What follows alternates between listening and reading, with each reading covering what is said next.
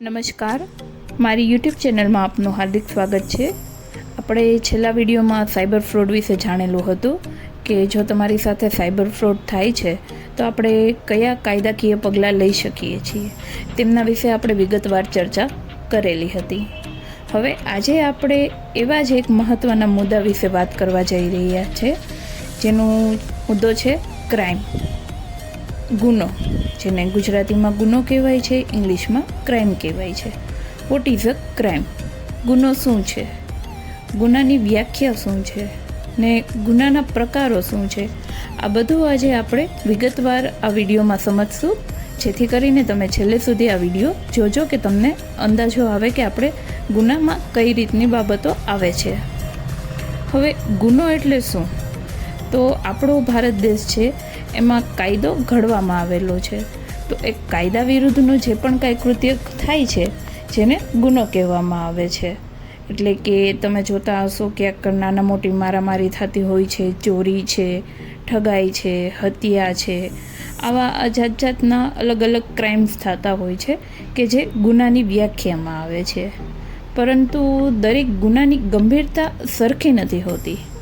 એટલે કે કોઈ ગુનો નાનો હોય છે, કોઈ ગુનો મોટો હોય છે. હવે તમે જો કે ચોરી છે તો એ નાનો ગુનો કહેવાય. હવે એની જ સામે તમે કોઈની હત્યા થયેલી હોય છે તો એ ગુનો ગંભીર ગુનો કહેવાય જાય છે. તો કાયદાએ ગુનાના વિવિધ પ્રકારો પાડેલા છે જેથી એમને સાચી રીતે ન્યાય મળી શકે. જે નાના ગુનાવાળા હોય છે એમને એ રીતની સજા મળે છે, મોટા ગુનાવાળા હોય છે તો એમને એ રીતની સજા મળે છે. તો આપણે આગળ ગુનાના પ્રકાર વિશે વિસ્તારથી સમજશું. તો ગુનાના પ્રકાર છે જામીનપાત્ર, બિનજામીનપાત્ર. બીજો પ્રકાર છે સંજ્ઞેય, અસંજ્ઞેય. ત્રીજો ગંભીર ગુનો, સામાન્ય ગુનો. અને બાકીના વૈકલ્પિક ગુનાઓ છે, જેમ કે આર્થિક ગુનો છે, સામાજિક ગુનો છે અને સાયબર ગુનો છે. તો એમને આપણે વન બાય વન વિગતવાર સમજીએ.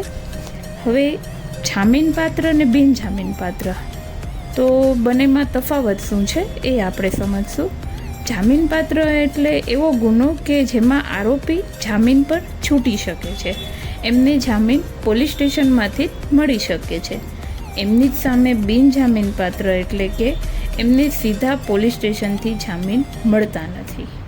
એમાં એમને કોર્ટની મંજૂરી લેવી છે. કોર્ટ જો એમને મંજૂરી આપે છે જામીનની તો એ જામીન પર છૂટી શકે છે. એમના માટે કોર્ટ જરૂરી છે. ને અહીંયા આપણે પોલીસ સ્ટેશનમાં પણ જામીનપાત્ર ગુનો હોય તો એમાં અમને પોલીસ સ્ટેશનથી પણ જામીન મળી જાય છે.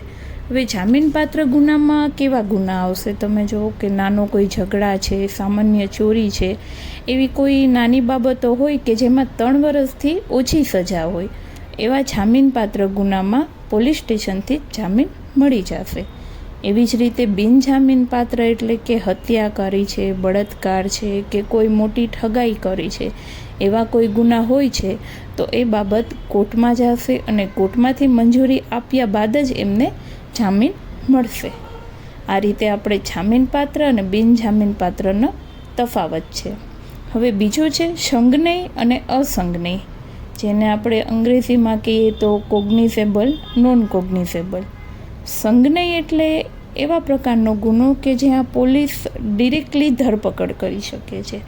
કોઈ એવો ગુનો બનેલો હોય કે ભાઈ હત્યા છે, અપહરણ છે કે બળાત્કાર છે, તો એમને પોલીસ પાસે અધિકાર હોય છે કે ડાયરેક્ટ એ આરોપીને પકડી શકે છે.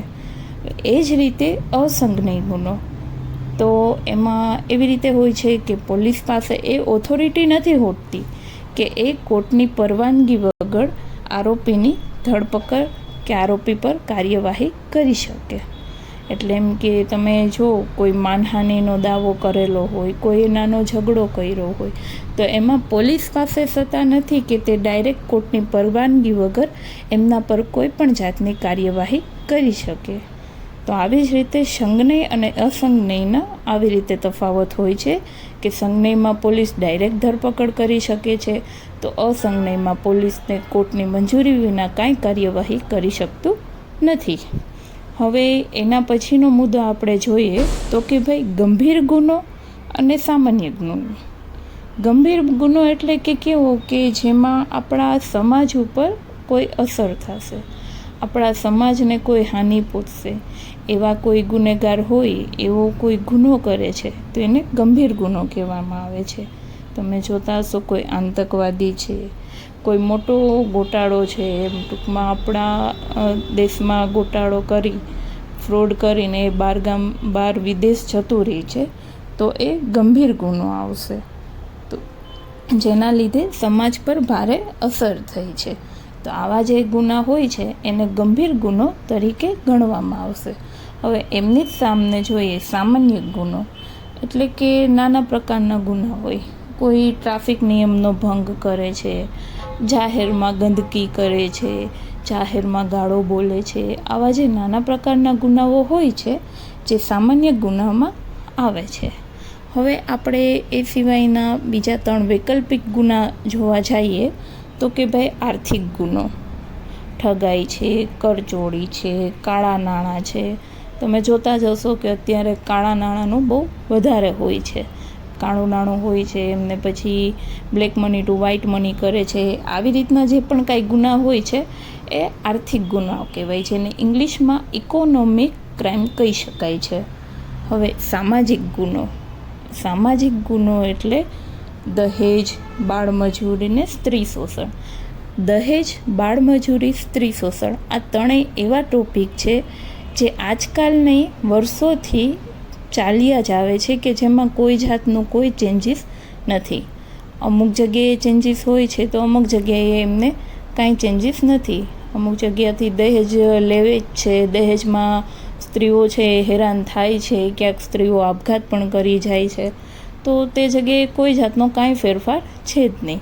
એ જ રીતે બાળમજૂરી, તો બાળમજૂરીમાં પણ એ જ છે. બાળમજૂરીમાં અમુક જગ્યાએ તમે જોતા જ હશો કે નાના બાળકો હોય છે એ કામ કરે જ છે. ને સ્ત્રી શોષણનો પોઈન્ટ એ તો બહુ જ આઈએમપી પોઈન્ટ છે કે એમાં સ્ત્રી બાબત માટે ને સ્ત્રી માટે કાયદો છે, સરકારે સ્ત્રી માટે વધારે કાયદો આપ્યો છે, પણ તો પણ હજુ અમુક એવા સમાજમાં કે જ્યાં સ્ત્રીઓને પૂરતું માન નથી મળતું, કે નથી એમને જે કંઈ અધિકાર મળવાનો હોય એ પણ નથી મળતું, અને ત્યાં એમનું શોષણ થાય છે ને સ્ત્રીઓ હેરાન પણ થાય છે. એટલે આ બાબતના ભે જો કોઈ ગુના હોય તો એમને સામાજિક ગુનો કહેવાય, એટલે કે સોશિયલ ક્રાઇમ કહેવાય છે. હવે લાસ્ટ આપણે જોઈએ તો કે સાયબર ગુનો એટલે તો આપણે સમજેલા જ હતા. આના પહેલાંનો જે મેં વિડીયો બનાવેલો હતો એમાં મેં તમને વિગતવાર વિસ્તારથી સમજાવેલું જ હતું. સાયબર ગુનો જેને ઇંગ્લિશમાં આપણે સાયબર ક્રાઇમ વિશે જાણી શકાય છે. એમાં ઓનલાઈન ઠગાઈ થાય છે, હેકિંગ થાય છે ને ફ્રોડ કોલ આવે છે.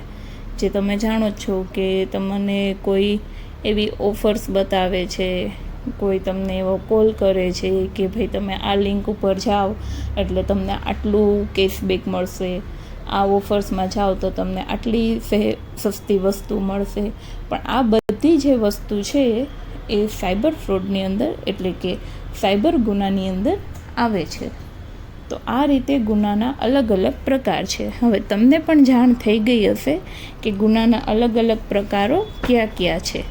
જામીનપાત્ર, બિનજામીનપાત્ર, સંજ્ઞેય, અસંજ્ઞેય, ગંભીર કે સામાન્ય, અને સાથે કેટલાક ખાસ પ્રકારો પણ મેં જણાવ્યા છે તમને. તો કાયદામાં આ વર્ગીકરણ ખૂબ જ મહત્ત્વ છે, જેથી કરીને ન્યાય મેળવવામાં સાચી રીત મળી શકે.